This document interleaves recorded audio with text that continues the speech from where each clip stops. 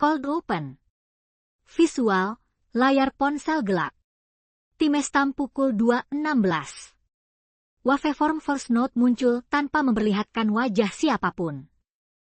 Kamis malam, pukul 2.16, di kontrakan Gang Sawomati nomor 17, Nadia terbangun karena 3 notifikasi WhatsApp dari nomor Ibu Rini. Hal pertama yang membuatnya duduk bukan jumlah pesannya, tapi letak ponsel Ibu Rini, mati di meja makan, terlihat dari celah pintu kamar. Di rumah kecil itu, suara malam biasanya mudah dikenali. Kipas tua di kamar Nadia, dengung kulkas, dan motor lewat dari gang belakang punya jaraknya masing-masing.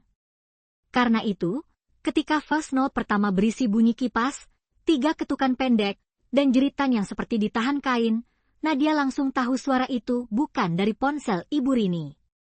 Suara itu berasal dari dinding kamarnya sendiri. Rumah yang masih masuk akal.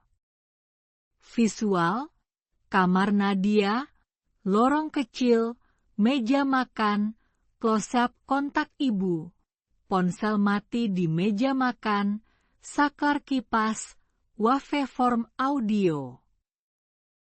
Nadia tidak langsung menyimpulkan apapun. Ia turun dari kasur, melihat Ibu Rini masih tidur di kamar sebelah, lalu mengecek meja makan. Ponsel Ibu Rini benar-benar mati. Tidak ada layar menyala, tidak ada getar, tidak ada notifikasi tertunda. Hal yang membuat Nadia tetap bertahan pada penjelasan rasional adalah satu kemungkinan sederhana. Nomor itu mungkin dipalsukan. Ada orang iseng memakai nama kontak Ibu Rini, lalu mengirim audio dari tempat lain. Untuk membuktikannya, Nadia menyalakan lampu kamar, mematikan kipas, dan menunggu 30 detik. Rumah menjadi terlalu sunyi. Setelah itu ia memutar voice note pertama lagi. Di speaker ponsel, kipas tua itu masih berputar. Tes yang gagal menenangkan. Visual, lorong depan kamar, lorong gelap, pintu kamar tertutup, waveform memanjang, teks durasi pukul 00.11. Nadia membawa ponselnya ke lorong, supaya suara kamar tidak masuk ke rekaman berikutnya kalau ada pesan lagi. Pintu kamarnya ia tutup. Kipas sudah mati. Jendela sudah dikunci.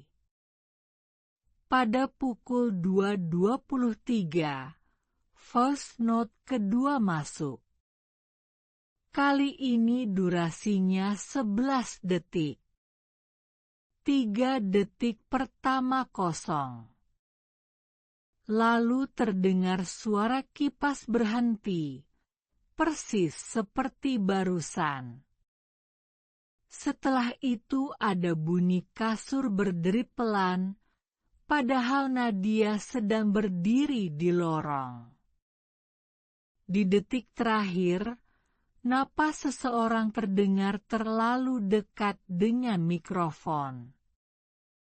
Nadia spontan berbisik, "Anjir," sebelum menutup speaker dengan telapak tangan.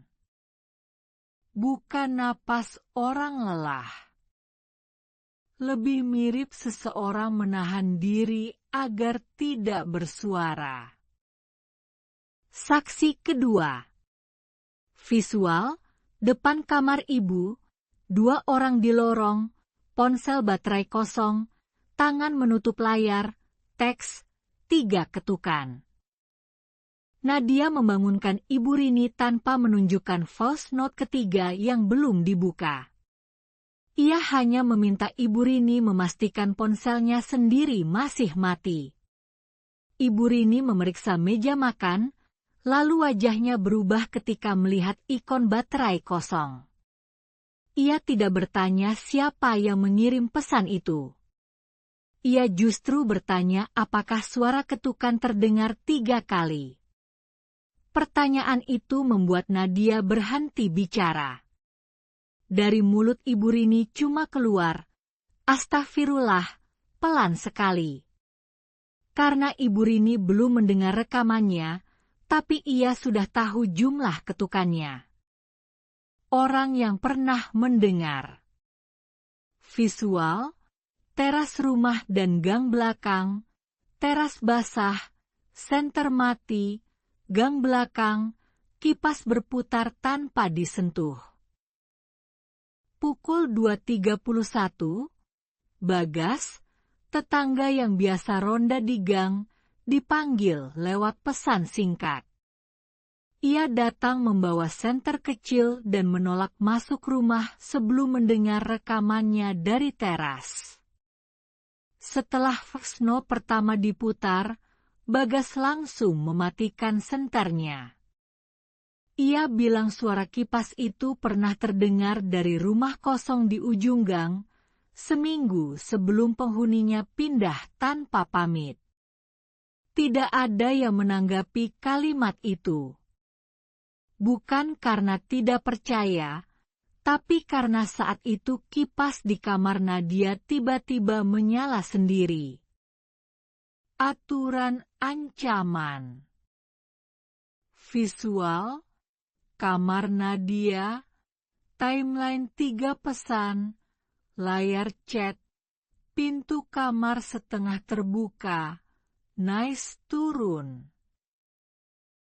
Mereka akhirnya menyadari polanya. Voice note pertama meniru suara benda di kamar.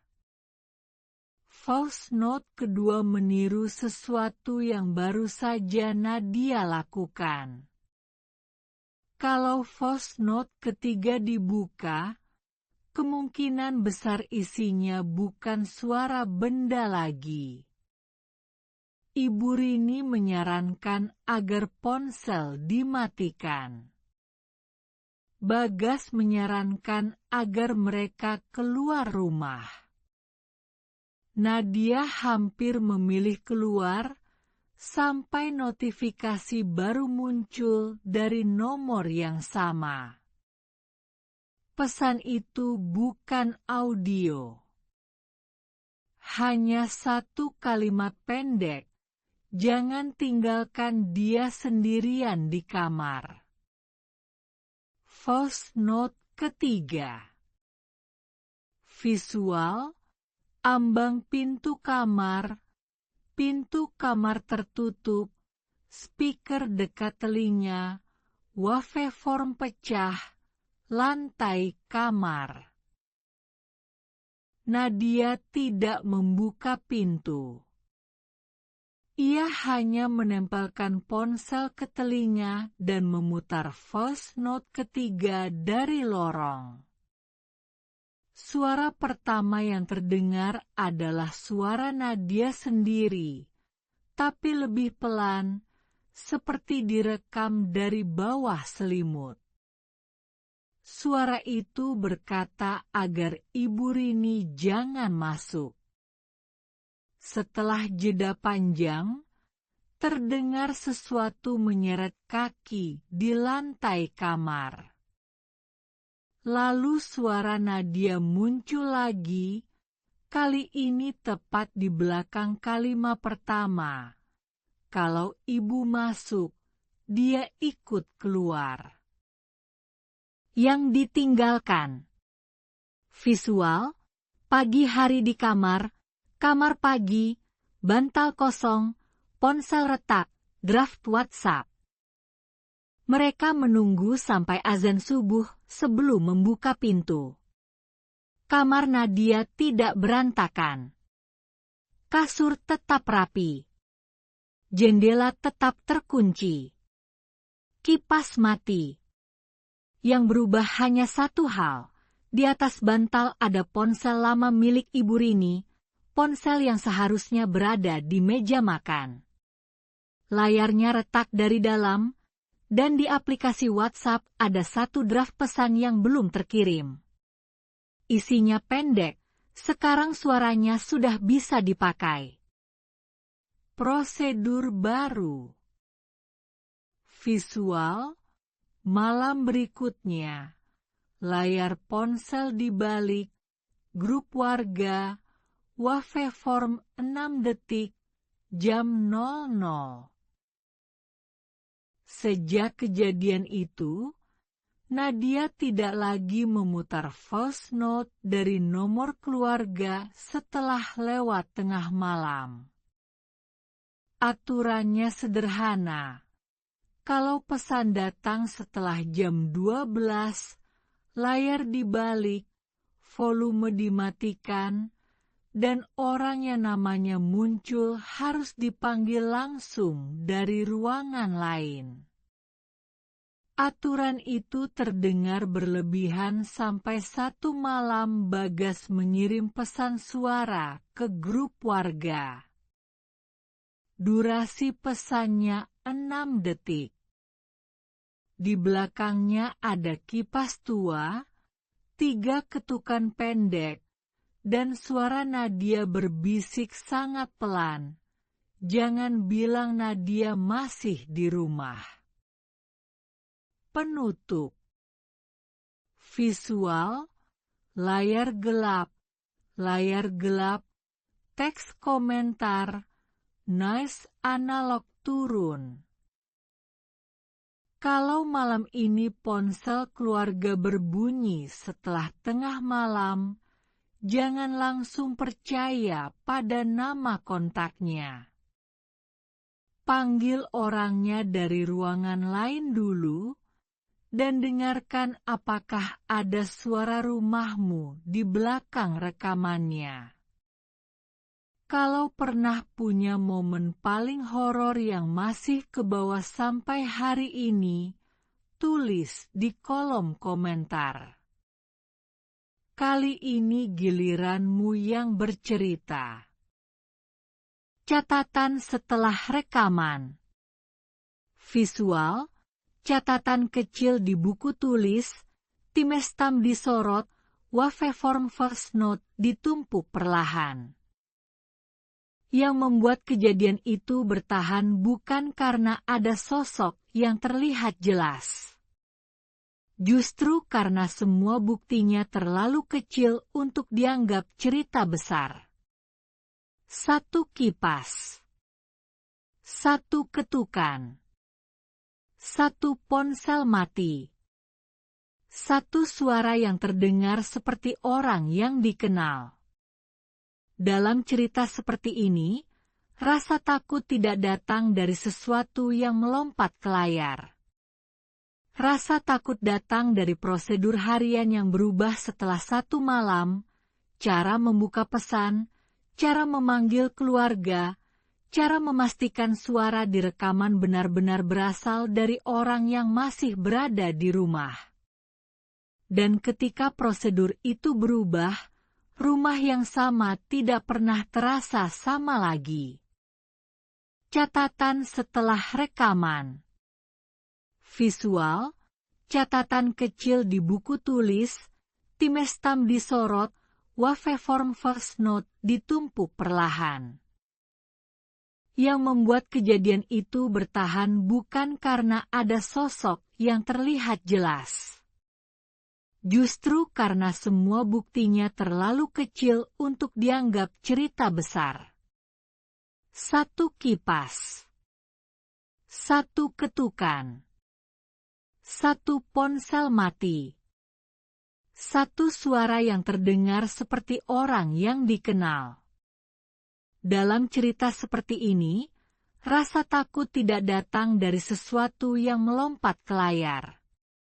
Rasa takut datang dari prosedur harian yang berubah setelah satu malam, cara membuka pesan, cara memanggil keluarga, cara memastikan suara di rekaman benar-benar berasal dari orang yang masih berada di rumah. Dan ketika prosedur itu berubah, rumah yang sama tidak pernah terasa sama lagi. Catatan setelah rekaman. Visual, catatan kecil di buku tulis, timestamp disorot, waveform first note ditumpuk perlahan. Yang membuat kejadian itu bertahan bukan karena ada sosok yang terlihat jelas. Justru karena semua buktinya terlalu kecil untuk dianggap cerita besar. Satu kipas. Satu ketukan. Satu ponsel mati. Satu suara yang terdengar seperti orang yang dikenal. Dalam cerita seperti ini, rasa takut tidak datang dari sesuatu yang melompat ke layar. Rasa takut datang dari prosedur harian yang berubah setelah satu malam, cara membuka pesan, cara memanggil keluarga, cara memastikan suara di rekaman benar-benar berasal dari orang yang masih berada di rumah. Dan ketika prosedur itu berubah, rumah yang sama tidak pernah terasa sama lagi.